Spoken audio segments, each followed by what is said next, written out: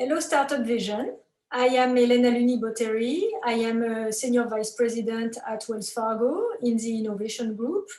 And I work in particular in the Wells Fargo Startup Accelerator team for EMEA here in London, Europe.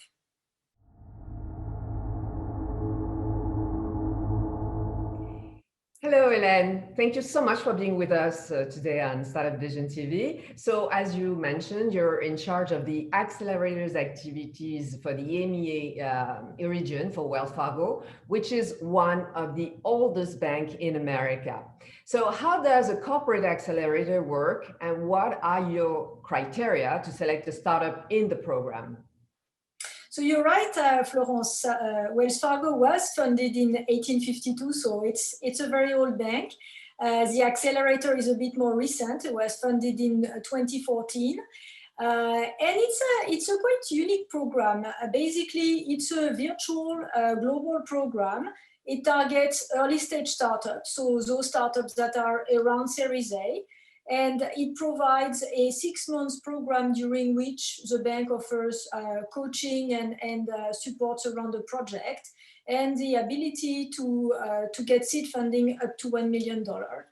And basically, this program, so as I mentioned, targets early stage startups. And for the one that we look for in EMEA, we also are trying to identify them when they've been successful in their country of origin, they have paying customers already, and they're at this stage where they are wondering what their next expansion market could be. And if it's the US, then we can be a very relevant partner. Now, in terms of maybe more specific criteria on how we bring them in, of course, there is, size, this appetite for the US market, interest for partnering with us for a 6-month program. But there is also our ability internally to find an internal sponsor. And that's very critical because, and we will probably talk about that some more, we want this innovation effort to be meaningful for the bank. So we're trying to do innovation that has some application and benefits for our customers. So our internal sponsor will basically endorse a use case and partner with that startup to work on a concrete project that will, potentially lead to execution of that solution if successful down the road. So finding the internal sponsor is a key component of joining the program. So Wells Fargo was founded to adapt bank services around an industrial revolution in transportation and a will to develop secured ways of sending payments and create links between communities. This was very innovative at the time, and it seems you kept that spirit. Do you think startups today represent an innovation lab or a disruptive business model proposal for corporates? So I think, we see innovation as something that will really move the needle for customers and help transform the bank. So provide better products, better solution, easier way to interact with us. And we are very cognizant that, good ideas are everywhere. That's also why your accelerator is global. We look for talents and for new solutions everywhere. So we engage very actively with the ecosystem, which startups are part of, obviously. And I think if you reflect on, what startups are versus what corporates are, startups are extremely nimble, typically unregulated because they haven't reached that size yet. Sometimes, mostly very good at solving a narrow, well-defined problem. By opposition, I would say large organizations are extremely broad in scope. They have to cater to all sorts of customers, solve all sorts of problems. Due to their size, they might be heavily regulated, which is on par with their responsibility towards their sector of their industry. But marrying both can become very interesting because what startups need is reach, customers, markets, access, etc., which we have as large corporates. And we need, faster access to new ideas, new talents, new products, and how we could combine them. So I see this more as a symbiotic relationship, really, potentially, than, a tug of war or a competition. We cannot aspire to be a startup, neither can they necessarily aspire to be a corporate, I think, but joining forces, we become super powerful to the benefit of customers. Yeah, definitely. This is very, very interesting what you're saying. That's so true. And to go on another side of what we're talking about in this ecosystem, we all know that diversity is a complicated matter, even in the startup ecosystem.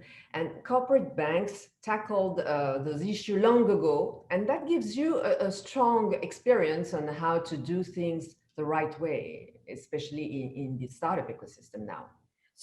So I think, yeah, we have some experience with diversity and inclusion. We take it very seriously, and this is not a new topic for us, So I've been with the bank 16 years, and when I joined, I was very impressed by the number of team member networks, women networks, etc. I actually led one, in EMEA for 3 years, and we got amazing support from the very top of the house. The former CFO was our guest on numerous occasions. So this is as much support and engagement we got. But I think we continue to put the spotlight on D&I. We were ranked number 11 on the list of top 50 in Diversity Inc. In 2020, which is nice, but means there are 10 companies doing better than us. So we still have room to improve, and we take the issue very, very seriously. It's been actually elevated. Our new CEO has appointed a new position who is in charge of diverse segments and representation and inclusion, and reports to the CEO. There are a number of activities at the operating committee level to track and measure progress and to keep the operating committee accountable. There are activities not only with talent, but also on the supply chain side, making sure we have diverse suppliers and we monitor that. So I would say in relation to innovation, not in contrary, in fact, in addition, we do promote, events where we support diverse founders, etc. So we can be, maybe a lab for startups to come and cherry pick ideas of what they could implement. We are doing a lot. We want to do more. We know it's a big topic. But we recognize that, for startups, it's not necessarily the easiest, but we're certainly encouraging them to do more as we are ourselves. And you spent years in the Silicon Valley, and you're now based in London. So you have a good perspective about what goes on in terms of work organization. And you told me this great quote: "Work is what you do, not where you are." So how do you see the future of work now? So I mentioned this quote, and it's not from me; it's from my mentor, Steve Ellis. He was a senior exec at Wells Fargo, and he founded the innovation group. So credit goes to him. He coined that phrase over 10 years ago, and it's still super relevant today. I think when, Wells Fargo was a pioneer in terms of working from home. When I joined, it was very common. Everybody, that I knew was fitted with a laptop, VPN access, etc. More importantly, senior execs, at the OpCom level were actually working remotely from time to time for personal reasons, coaching their kids to soccer activities and what have you. So it set the tone, and it really enabled people to feel like, if appropriate, and in discussion with their managers, they were also eligible to do that. That was not detrimental to success. So I think it was a model that was really working. Now I want to caveat that, because the work from home we have experienced in the pandemic is very different.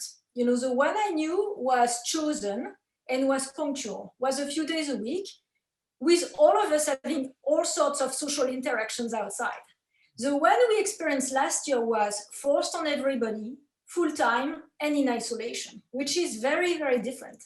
So I think my personal view is it's here to stay, in one form or another, because you and I, Florence, we live in big cities where commute can be gruesome. It's not uncommon for people to experience 2-3 hours of commute in public transport or driving on the road. That time is not productive, and people have reclaimed it. They have realized, how much they could cram in 2 or 3 hours, be it for work, be it for personal stuff, taking care of their children, with homeschooling, what have you. It will be very hard to tell people now that they have figured this out, that we take it back, because they have seen the value of it. Everybody has somehow benefited.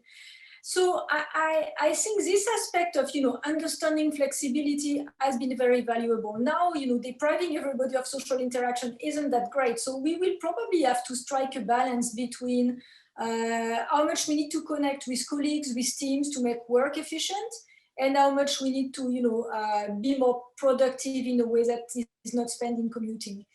So to me, we're probably bound to move towards an hybrid model. Yeah, that's very interesting. Thank you so much, Hélène, for sharing your insight on all those subjects, very interesting subject. And thank you for being with us. It was my pleasure. Thank you, Florence, for having me.